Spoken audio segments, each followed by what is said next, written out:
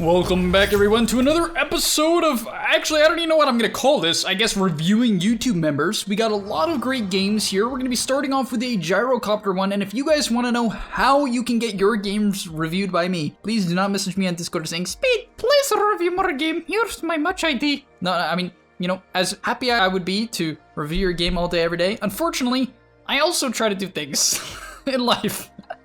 So yeah, if you guys could go to the YouTube community tab and submit your replays there, that'd be great. That'd be awesome. That's what we did here today. We're gonna be looking at 3 games and let's hop right into it. Oh, and on top of that, you know, some of you might know what I'm about to say. If you do, do it. If you don't, like and subscribe to the video and to the channel because, you know, we're trying to grow every single day, put out daily content that you guys can learn from. And I really do like this series that we're doing right now where I'm gonna try to keep this going, by the way, where we look at 3 of your games, people from the gameleap Discord, and they don't have to pay a single dollar, right? Nothing. It's just all free value. So like and subscribe if you enjoy that, and comment down below your favorite color. So what I want to say to you guys also, if you enjoy the content you have here on YouTube and you want to see more from me and you want to learn more about Dota, get to the next level, and you don't think that my YouTube videos are enough, or you wish there was more like hardcore educational content, the stuff that like is a lot of information and is going to get you to the next level as soon as possible. If that's what you're interested in, go check out gameleap.com in the description down below. Right, the reason why you should is because not everything I post here on YouTube is gonna quickly get you to the next level. Sure, there's a ton of great stuff, but at the end of the day, I post often my best educational content over on the gameleap website. So if you have some money to spare and you like what I do, you know, I'd appreciate the support over on the gameleap website. So yeah, check it out, click the link down below, and I hope you sign up. All right, getting into this game, as I said, we're gonna be looking at a gyro game, and actually you get an insta hook into a pudge. Wow, what a play, okay. By the way, guys, this is currently a Archon/Crusader game, right? So I believe that is around 2K average, if I'm not mistaken. And the only thing I would like to say right off the bat is I do not like the starting item build on Gyro. You're laning with a pudge, which means you're going to take a lot of damage. Why? Because the pudge is going to sit in the trees and not help you. So if I'm you, I'm probably going to have 2 branches, 6 tangos, a salve, a fairy fire, and like a mango, something like that, you know what I mean? So I can actually sustain the lane. Gyrocopter is a ranged hero, does have good armor, but he's a ranged hero, so he's going to take a lot of damage, you know what I mean? Naturally, you're going to take quite a bit of damage, so would I rush a wand? Probably not. Would I rush a stick? Absolutely. Absolutely. But Gyrocopter is a hero that can apply aggression in the laning stage. You are an aggressive hero, so please do not just have 3 tangos, especially coming out of a first blood. I would really love to see you here buy a mango and other regen items. So looking at this laning stage, the only thing I'm really concerned about are how well do you pair your aggression with the pudge? That's number 1. And number 2, how well do you last hit and avoid taking damage? Because as I said, I expect you to get pressured very hard this lane. So how do you deal with it? Right off the bat here, let's look at our first example. I haven't seen this. You walk up and auto attack. Now I want to ask you, gameleap community, what should he have done here? There are 2 ranged heroes who are both in auto attack range. Well, Zeus is close to it. And therefore, what should he be doing? You know, you don't want to be in a 2v1 scenario, especially when your pudge is pulling. So therefore, you need to pull creep aggro. You can't stand still, because now you get hit by a bolt and a nuke. They might hit you with those spells anyway if they're paying attention, but the fact that you're auto-attacking the creep like this is just bonkers to me, right? Do you just not care about these heroes? Do you think they're not going to hit you? Probably, because honestly, I'm not going to lie, guys. The low MMR players get used to not getting auto-attacked a lot, and therefore, they don't pull enough creep aggro. But even here, where are you going? You're running into a creep wave. Are you insane? Are you absolute, like, do you understand the problem with this? You just walked into a creep wave. I love how the Wind Ranger power shots the trees so that the Zeus doesn't get hooked or she doesn't get hooked, and then instantly the Zeus gets hit by a hook, which, oh lord, okay. Honestly, I don't even feel like I want to review the rest of this game. Sorry, that was kind of toxic, but what you need to do here is Gyrocopter, and when you're playing Gyrocopter is you have to walk into range of your rocket barrage before auto-attacking. Then you start auto-attacking when someone gets caught out of position or if you're going on them, right? That's what you have to do. So here, you need to walk up to here, click your Q, auto-attack, and then attack move, right? You won't get out of range because Gyro's very fast. You're 15 movement speed higher than Zeus. So all you have to do is stay on top of him, and you could have killed him there. You actually could have tracked him down the entire way if you played that properly, but you didn't. And now you're just taking a lot more damage from Wind Ranger. So overall, I'm not gonna lie, you've played this lane very, very poorly. You've taken, I would say, 50 to 100% more damage than you had to. Maybe even 200 or 300%, honestly. I think you easily could be that harsh. And yeah, you probably should have had a Zeus kill there, but unfortunately, you auto-attacked him instead of attack moving. So yeah, I'm not a huge fan of how you've played this lane overall, I'm gonna be honest. All right, now we're 3 minutes in, and I'm not going to go too much further into this game. I did want to start the video with the laning stage analysis for everyone who is struggling with their laning stage, or, you know, is a safe laner and needs to get better. But by the way, all these things that I'm talking about, this applies to the mid lane, off lane. It doesn't really matter. You just need to understand your matchups and play around it. But we're at the point in the lane where, you know, you and Pudge can start getting kills. So what I would tell the Pudge to do here, I know this might sound crazy, but I would actually tell him, even though, holy, he didn't skill rot. But what I would tell him to do is wrap behind them. And then what I'm gonna do, well, you don't have missile, which is honestly, in my opinion, a bit of a mistake with the Pudge. The only reason why I say that is in this lane, all you guys really have to do to get a kill, because it's 2 squishy ranged heroes, is throw down a rocket, have the Pudge wrap on them, and it's basically a kill. It really is, right? It's kind of that simple. And I just don't think you're gonna do that. We'll see if you skill at a level 4. I really would love to see you take rocket at level 4. I know a lot of gyros skip rocket, but I think in this game in particular, with this Pudge playing the way that he is, I want to enable him. I know that sounds crazy. Speed, or did you actually just tell me to enable a position 5 Pudge? Yes, I did. I did, because, you know, at the end of the day, it's going to help you get kills as well. So you do take the rocket, you throw it down on Wind Ranger. Now, I would tell him to go. I know this guy's, I mean, alright, at least he hit the hook, but you're not paying attention. Ugh. So this is what I was saying early on to the game, and this is where I'm going to end the first replay of this video. Guys, you have to pay attention to your support and understand the synergy between your spells. When he hits hook, what does hook let you do as Gyrocopter? It lets you get a good rocket barrage off. So why aren't you setting up for that? You put the missile down, that's fantastic. That's the right play. I don't know why Pudge doesn't walk up, or you don't walk up either. Like, I frankly straight up do not understand how neither of you guys are approaching with the missile. That is unbelievably bad. Like, here, I would have been following her. You could have rocket barraged her this entire time. You decide to flak, but then after the flak ends, you have to assume he's gonna hit a hook on a stun target and walk over and rocket barrage. Like, do you just not think he's gonna hit it? Do you have no faith in this guy? Because that's probably a kill if you get a full rocket barrage off there. So I don't know, man. You're just not being very active. Your last hitting is pretty good for gyro. Like 20 at 5 is okay for gyro. Obviously, it could be better, but at the end of the day, there were so many more kill opportunities in this lane. You took a lot of damage when you didn't have to, which is going to delay your boots timing, which is basically your kill timing on gyro. And yeah, let's get into the next game. Hopefully that helps a lot. Next up, we're going to be following, what's her name? Mikan? And this is going to be kind of a weird MMR game. So we have a divine, ancient, divine, legend, legend, ancient, divine, ancient, legend, legend. So I would say, what is that? 4K average? About 4K average. This is a Legend 5 or Spirit player. Welcome, Mikan. I'm going to be looking at your laning stage for the most part. The last replay of this game, or this video, guys, is going to be team fighting, more team fighting. So if you're interested in that, obviously you could skip ahead. I recommend you watch the entire way through, as it helps me out. Watch time is a big factor on YouTube. But nonetheless, let's look at your Earth Spirit gameplays. So the main thing I really want to consider about this hero, and kind of what you brought up, is you said this is a hard lane, you didn't know what to do. Now, you bought a magic stick, which I think is okay against PA Disruptor. They cast a large amount of spells, a huge amount of spells, and that's fine. However, would I go Orb of Venom with a Pango? You know, you can catch people out of position and try to punish them, but something I would consider with a Pango is, hey, maybe I can wave cut, right? Pango and you together in lane can be alright. You do have the advantage of catching people out of position with your mobility, but at the end of the day, not a huge fan. Now, let's look at the rune fight, because honestly, I did briefly look through at it, and I was honestly disturbed. Guys, this is, in my opinion, this is just terrible. Like, I'm just being real, okay? I'm being real. It was not good. Not good. So, getting into it, you immediately put down a boulder here, which, I don't know, that just seems terrible. Like, you're just telling the enemy team, hey, I'm here. On top of that, one thing I would like to mention is you could tell Sophie Turner on the Ogre Magi to come kill with you. You have a Pango Earth Spirit, and then you add an Ogre Stun, and you're basically going to get first blood on anyone you go on, right? And that would justify the Orb of Venom, but you don't do that. So this is pretty weak. You're pretty weak. Pango Earth Spirit, you know, I wouldn't say you're the best man up here as a level 1. It's very mediocre. And then I don't know what this boulder is either. Like, you're just burning all your boulders. I don't know. I understand that they recharge in the laning stage and you don't use a ton, but I'm just not a fan of this at all. Now, they're going to come contest you at the rune. Number 1, I don't know why you would walk in auto attack range before the rune comes up, right? This is just bad. Are you trying to lose the trade? You don't walk in attack range until the rune comes up, right? Unless you're actually going on them. This is just terrible. So you immediately get the trade off to a bad start.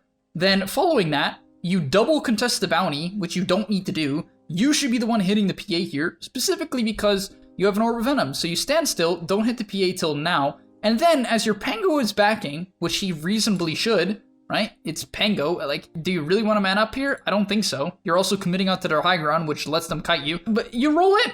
which is terrible. And then your Pango's like, oh, I guess I'm going. So this is a 5-stack game, right? And you don't know, and you and your Pango both don't know whether or not you're fighting here. Do you see how bad that is? Do you understand why that's terrible? You guys need to know if you're going to commit or not. Otherwise, you're not going to play well. I don't get why people don't do this or understand it. I think you understand it, but like, you're just rolling onto 2 heroes. At least take Boulder Smash, which is 10 times better at level 1 if you're going to make this play. It does 30 more damage, it hits both of them, and it doesn't force you to overcommit. But instead, you lose the lane. Like, you just lost the lane, just to be clear. Because now you're going to have to burn all of your tangos, you're going to have 0 tangos and just barely be a full HP. You've lost. You've lost. On top of that, if you're laning with the melee hero, why do you need rolling Boulder?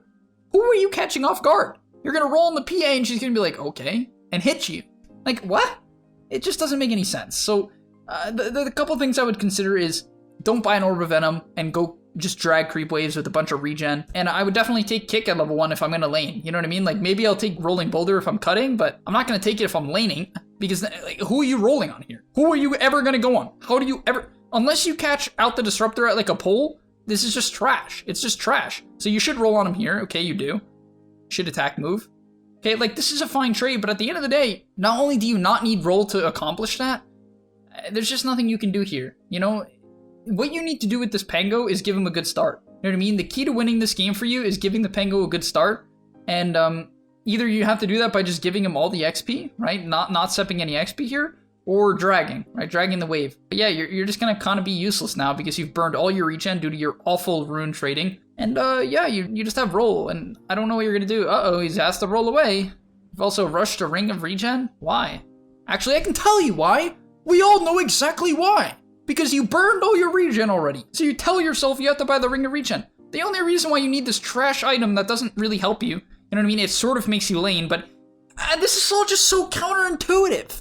You go an item build that is like Romy-ish, right? It's like Romish, or like this is something you would go with like a Nature's Prophet in lane or a Pugna so you can go aggressive. But like now you're shipping out the ring of regen as if you planned to lane. How do you plan to lane if you have these items and now you're just rolling into 2 heroes? You take more unnecessary damage that you didn't have to. Oof. Oh my lord, I don't know what to say. If I was you, I'd cut the wave and go roll on mid when I have level 2, like something like that. Can you win this landing stage? Probably not, but you could have made it even. You kind of just ruined it, to be honest, with this gameplay. And so yeah, the main story here is that you need to look at your laning matchups, buy items accordingly, drag waves when the lane is hard, and you'll have a much better game. You'll hit a much earlier level 2, and you'll probably win. So that's going to be all for this replay. Let's get into the next one. I know that was short, but you've kind of griefed your game, right? You've kind of griefed your game. Like, these first 4 minutes are so important, and you just kind of straight up ruined them. So let's get into the next replay. All right, and getting into the last replay analysis, we have Pasta La Vista. Very funny. You're playing offlane Enigma, and we're going to be looking at a couple of fights, and mostly what I want to quickly talk about is this split pushing that I really recommend. If you guys are playing Enigma or you're an offlane player and you kind of want to dominate your games, like especially if you're lower MMR, this is how you should play, in my personal opinion. I just think it's super reliable. By the way, this is a divine game, so pretty high MMR. I'd say this is like 4.5 or something like that. Pretty high. Or maybe that's higher. I actually don't know the exact correlation, but the thing is, you're going maxing Necro. The first thing I want to say, Pasta La Vista, is I don't feel like you're supposed to do this. I don't think you're supposed to max Necro. While it could be a decent game to max Necro, I think they're pretty good at killing Tombstone if I'm remembering correctly, and it does reveal Meld Invis and Clink's Invis. I still don't think this is good enough to justify. The reason why you rush to Necro 1 is for the mana regen and farming potential, but Necro 3s don't farm that much faster than Necro 1s, and you're kind of just delaying other timings. I would love to see you get a helm with a Dominator, you know, to amp all the right-click damage from your Morphling and your AM, who are stomping naturally. It's a Game Leap classic. Or like a mech, you know what I mean? Something like that. It's a decent Greaves game. Look, they have a lot of physical damage, right? Great Greaves game. So I really think that this Necro 3 is a bit greedy. I'm not a huge fan of that. I think that's going to hurt you if you go this in a game that's much closer. You're going to seemingly win regardless. This game ends in 28 minutes, but let's get into the fights now. Alright guys, why do you send me these games, guys? Like, why do you do this? Man, this Lark isn't a campfire. Ah, good. You're XDing him, tipping him, like... I'm not a huge fan of these mana boots, by the way. I feel like if you have a Necro 3, you have plenty of mana. Like, I don't.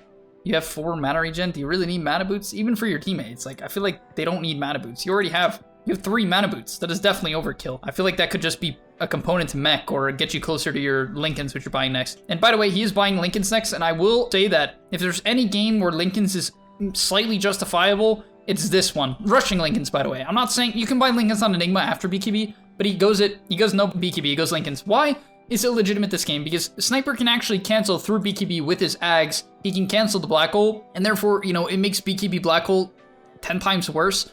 And on top of that, they actually don't really have any other stunts. They do have an Orchid, but even then, you technically block that. So it's actually an okay Lincoln's game. I usually would never say that though, and I'm sure it's still not that great. All right, getting into the fight though, we're gonna look at a team fight, see if you could do anything better. Look at your positioning, see how you can find gaps. I would like to talk about briefly how you can look for gaps as Enigma, but you guys are going high ground.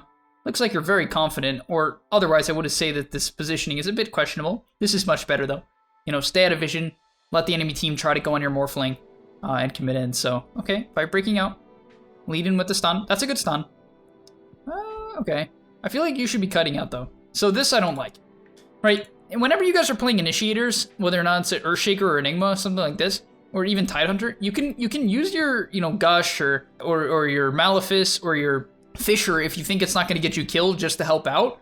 But after that, just chill, you know, reset so you can get your blink off. Like what I'd do here probably is move back, click smoke, and set my team up. Because you walking up here, the only thing it does is potentially get you killed and gone on. Now, your team is 9k ahead, so I doubt that's going to happen. Oh, it actually almost happened. And then, oh man, what are you doing? Oh man, come on. Like, do you not, this is something I've learned that only like top tier really, and I know this is going to hurt a lot of people's feelings, because really, only top tier players consistently think about what their teammates are going to do and often trust in them. And I know I hear the comments already. Speen, how can I trust in my 2k MMR Grimstroke who can't even cast Inkswell during the laning stage? I can't possibly trust him to do it in a like. Okay. I get it. You don't trust him, but you look at Yuya. It's a great two-man combo here, and this is just, in my opinion, a free black hole. Now your team really isn't in position, so theoretically it's not the best black hole. But at the end of the day, I think it would have stalled for them. I don't know, it just felt like a weird back. Nonetheless, you keep getting caught out. Stop walking in vision.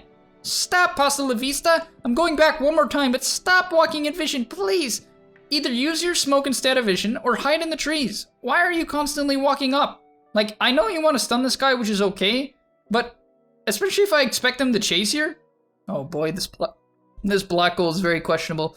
Your team isn't in position, and why not, like, this is so sloppy. It did set up for an Echo Slam, and I'm not going to tell you that this black hole is terrible. It's just questionable. In a game that's even, right? The reason why it's questionable in a game that's even is that they're going to have more items and spells, and frankly, didn't this guy have Assassinate the entire time? Holy reaction time. Wow. You guys tell me you can't get to Divine. How? This is terrible. I'll stop being so mean. I'll stop being so mean. It's satire, guys, alright? But nonetheless, I don't feel like your aim was in position. Good follow-up Echo Slam, so to be fair, you know, it did help out with that. Set up for the double kill, but nonetheless, you were just in vision way too much there. And the reason why I say that is if you go like the Mech or Greaves or Helm of the Dominator build, maybe you can frontline a bit more, you know what I mean? You can tank more damage and be more of like the tank Enigma, but you're Blink. You're like Blink Necro. I don't think this is a build where you want to frontline. But nonetheless, decent black hole, great CS, and great farming. So you guys might be like, oh my god, Speed, my Enigma is so good. How am I not divine yet? Because realistically, you're either griefing your laning stage and therefore your opponents get off to 10 times better starts than they should be, or you're just not farming enough. Like, this is something I see all the time with players when they watch high MMR players. They're like, my black holes are so much better. Yeah, but what about the other 20 minutes of the game that matters just as much, if not more? Right? Because your black hole isn't going to do that much if they have triple the net worth that they could have if you actually won your laning stage, which maybe it's a slight over-exaggeration, but you guys get the point. All right, at the end of the game, we got a high ground attempt by the boys. Smokes comes out. Okay, I can respect that. Probably should pop the mana boots for Morphling. He's a bit low on mana. I'd help him out. Not going to do it. All right, that's all right. Yeah, let's see how this goes. You got the blink, you have the midnight pulse. Your team's going in. Definitely do not overextend. Okay, dropping Eidolons, that's all right. I would like to see your camera shifted up a little bit earlier, but okay, you're just walking in vision. All right. Why did you send me this game? All right, I actually hate you guys. You're terrible.